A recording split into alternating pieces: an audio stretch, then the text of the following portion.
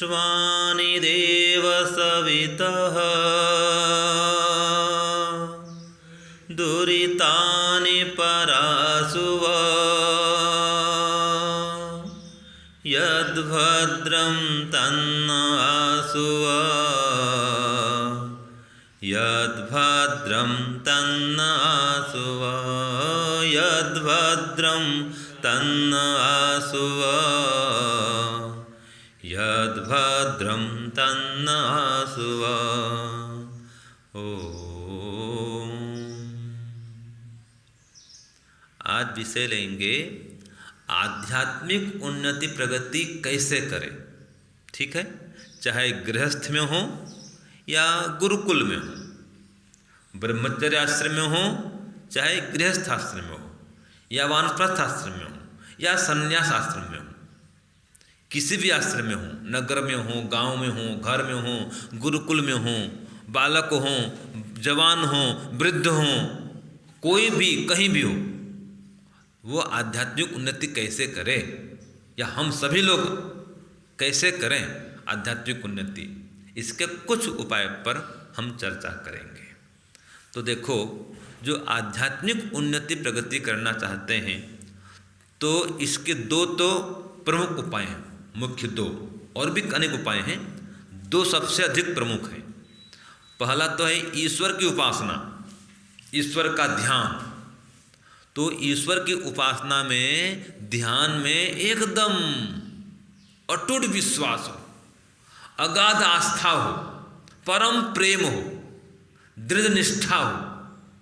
ठीक है, एकदम श्रद्धा भक्ति ईश्वर में और ईश्वर की उपासना में कि ये संसार का सबसे बड़ा कार्य है, इससे महान कार्य संसार में और कोई भी नहीं है। ये अंदर एकदम भर लो, विश्वास जमा लो कि मैं जो कर रहा हूँ सबसे बड़ा काम कर रहा हूँ, और एकदम शांत चित्त होकर के, एकाग्र चित्त होकर के, स्थिर मन से ईश्वर की उपासना करें, ध्यान करें। तो ईश्वर से ज्ञान मिलता है, विद्या मिलती है, बुद्धि मिलती है, सहन शक्ति आती है, अनेक शक्तियाँ ईश्वर से मिलती हैं। यह आध्यात्मिक उन्नति प्रगति में कारण बनते हैं।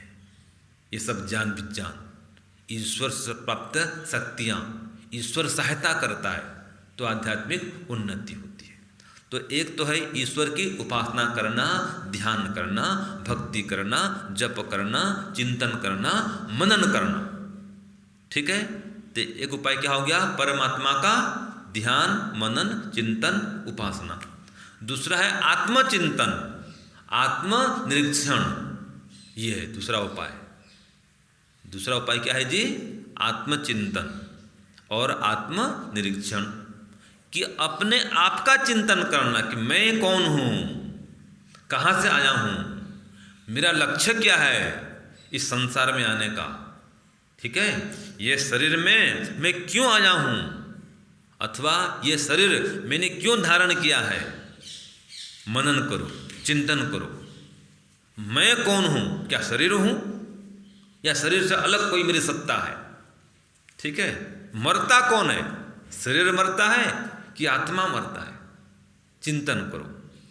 तो एक तो आत्मचिंतन करना कि मेरा लक्ष्य क्या है, मेरा कर्तव्य कर्म वास्तव में क्या है, मुझे क्या करना चाहिए, मैं क्या कर रहा हूँ, जो करना चाहिए वो कर रहा हूँ कि नहीं कर रहा हूँ, और कहीं जो नहीं करना चाहिए वो तो नहीं कर दे रहा हूँ, देखो। ठीक है, यह है आत्मनिरीक्षण। अपने कर्मों को देखो, दिन भर प्रातः काल उठने से लेकर के रात्रि सोने पर्यंत जितने भी कर्म हम करते हैं उन कर्मों को देखें। वो कर्म शरीर से भी होते हैं, वाणी से भी होते हैं और मन से भी होते हैं। तो शरीर से, वाणी से, मन से कोई भी गलत काम नहीं करें, यह निरीक्षण परीक्षण करो। अगर कभी कहीं गलती हो गई शरीर से, वाणी से, मन से, तो दंड लें, प्रायश्चित करें, परमात्मा के सामने प्रकट करें उसको कि हे परमात्मा, आज मैंने ये गलती कर दी है, आगे ये गलती को नहीं दोहराऊंगा। ये आत्मनिरीक्षण करके आत्मसंकल्प करें, तो आध्यात्मिक उन्नति प्रगति अति शीघ्रता से होती है। और इसके माध्यम से फिर अपने दोषों को, दुर्गुणों को दूर करें और सद्गुणों को धारण करें। जो पहले मंत्र में मैंने कहा, विश्वानि दुरितानि परासुव, एक भी दुर्गुण, दोष, दुर्व्यसन नहीं रहना चाहिए अपने अंदर में। और सद्गुण एक आए, फिर दूसरा आएगा, फिर तीसरा आएगा, ऐसे कई गुण आते जाएंगे। पहले एक गुण धारण करो, यद भद्रम तन्नासु, एक कड़ी पकड़ते हैं, से आता है ना घड़ी घड़ी, उसके एक कड़ी को हम पकड़ लेते हैं। जैसे मान लो जी एक सिरा पकड़ लिया तो पूरा यह कवर उड़ गया ना जी, है कि नहीं? जैसे घड़ी के एक चेन का सिरा पकड़ते हैं, एक कड़ी पकड़ते हैं तो पूरे घड़ी का जो चेन है वो ऊपर आ जाता है। तो ऐसे एक सद्गुण पकड़ लेंगे तो कई सारे सद्गुण आ जाते हैं। और जैसे जैसे सद्गुण बढ़ते हैं वैसे वैसे आध्यात्मिक उन्नति प्रगति बढ़ती जाती है। समझ गए? तो आध्यात्मिक गुणों को बढ़ाओ, जैसे कि सहनशीलता है, विनम्रता है, प्रसन्नता है, निरभिमानता है। सहनशीलता तो पहले चाहिए, और निष्कामता है, निर्लोभता है। ये आध्यात्मिक गुण हैं। इन गुणों को बढ़ाएंगे तो आध्यात्मिक उन्नति प्रगति होगी। और ऐसे ही हमारे अंदर परोपकार की भावना हो। एक बात याद रखिए, किसकी आध्यात्मिक उन्नति खूब होगी, जल्दी होगी, उसमें क्या लक्षण दिखता है? उसमें लक्षण क्या होते हैं पता है आपको? एक बात, जिसके अंदर दूसरों को सुख पहुंचाने की और दूसरों के दुख को दूर करने की जितनी आंतरिक इच्छा होती है, तड़प होती है कि मेरे द्वारा किसी का भला हो जाए, किसी का कल्याण हो जाए, मैं किसी के काम आ जाऊं, ठीक है जी, किसी के दुख को दूर कर दूं, किसी प्रकार से उसको मैं सुखी कर दूं। तो जिसके अंदर ये भावनाएं होती हैं वो व्यक्ति अति शीघ्रता से आध्यात्मिक उन्नति प्रगति करता है। वास्तव में वही सच्चा इंसान है। ऐसे आता है भजन ना, किसी के काम जो आए उसे इंसान कहते हैं, उसे इंसान कहते हैं। किसी के काम जो आए उसे इंसान कहते हैं, उसे इंसान कहते हैं। पराया दर्द अपनाए उसे इंसान कहते हैं, उसे इंसान कहते हैं, उसे इंसान कहते हैं। ये वास्तव में इंसान ये है, अर्थात मनुष्य ये है वास्तव में।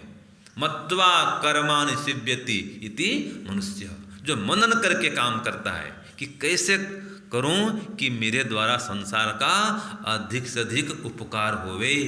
जो ऐसा चिंतन मनन करके काम करता है वो मनुष्य कहलाता है। और जो केवल अपने स्वार्थ में लगा हुआ है, अपना खाओ पियो मजा करो, ये तो पशुवत जीवन है, इससे कोई भला होने वाला नहीं है।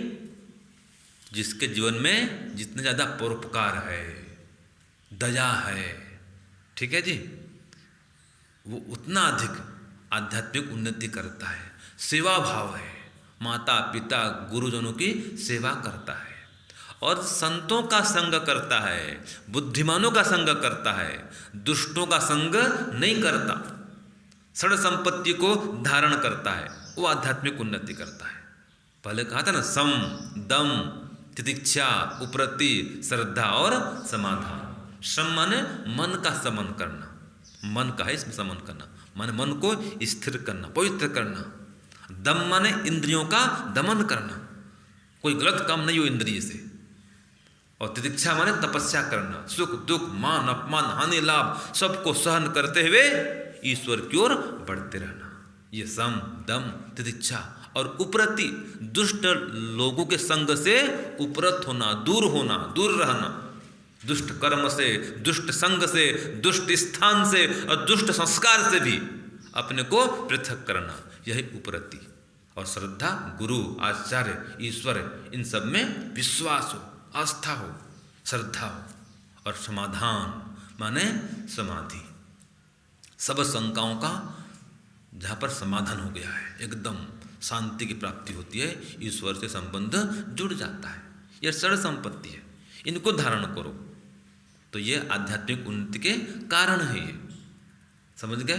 तो सत्संग है, स्वाध्याय है, साधना है, सात्विक आहार विहार है, ये सभी आध्यात्मिक उन्नति के कारण हैं। यम नियम का पालन है, पूरे अष्टांग योग का यम नियम, आसन, प्राणायाम, प्रत्याहार, धारणा, ध्यान, फिर समाधि। तो जिसके जीवन में ये यम नियम का पालन है वो आध्यात्मिक उन्नति करता है। ऐसे विवेक है, वैराग्य है, इसको बढ़ाता है, धारण करता है, वो आध्यात्मिक उन्नति करता है। राग द्वेष का दमन करता है, वो आध्यात्मिक उन्नति करता है। काम, क्रोध, लोभ, लालच, ईर्ष्या, द्वेष, अहंकार, ये मानसिक रोग हैं, मानसिक शत्रु, तो इनका जो विनाश करता है वो आध्यात्मिक उन्नति करता है। ये हैं आध्यात्मिक उन्नति के उपाय। तो जो शत्रु हैं उनका तो दमन करेंगे, विनाश करेंगे, और जो हमारे मित्र हैं उनको गले लगाएंगे। सत्कर्म, स्वाध्याय, सत्संग, साधना, ये क्या है? हमारे मित्र हैं। ईश्वर की उपासना, गुरुजनों की सेवा, सत्संग, अच्छे से ग्रंथों को पढ़ना, आत्म निरीक्षण करना और दिन भर ईश्वर से जुड़ के सब काम करना। सुबह शाम तो ध्यान करना ही, उपासना करना ही, और दिन भर भी जप करते करते करते करते सभी दिनचर्या का संपादन करना। तो जो इस प्रकार चलता है उसकी आध्यात्मिक उन्नति होती है। वो आत्मा परमात्मा का साक्षात्कार करता है और मोक्ष की ओर अग्रसर होता है। तो इस प्रकार से इन कारणों को अपनाएं तो जो साधन हैं मोक्ष प्राप्त करने के, आध्यात्मिक उन्नति करने के, उनका संग्रह करें, और जो बाधक हैं उनका विनाश करें और खूब आध्यात्मिक उन्नति प्रगति करें। ओम शांति, ओम शांति।